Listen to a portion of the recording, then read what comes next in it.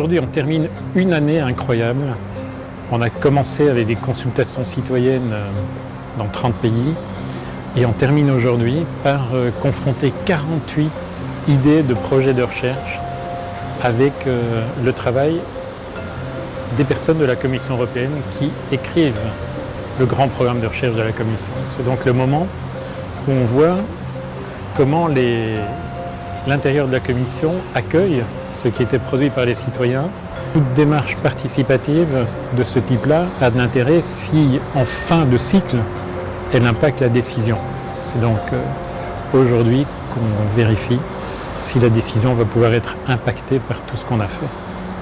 Je m'attends en fait de vifs débats intéressants avec plein de nouvelles idées, et surtout aussi un peu, comment dire, de défier ce qui a été développé et surtout d'avoir encore une autre vue d'autres experts et surtout dans un environnement international, je pense que ça va être assez intense mais aussi intéressant.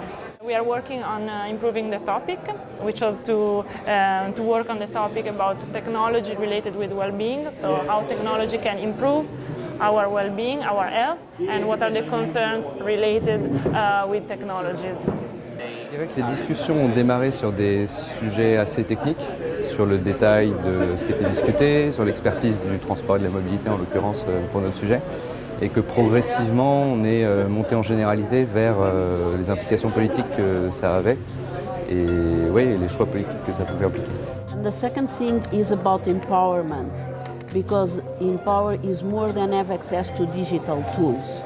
It is to involve more directly the voice of the citizens and create space of dialogue for them to be heard.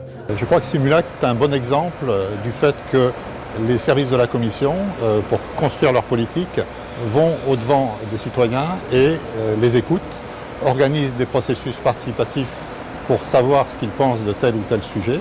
Et ensuite, grâce à l'aide des experts, de certains experts en recherche et en politique, nous formons notre politique sur la base des suggestions.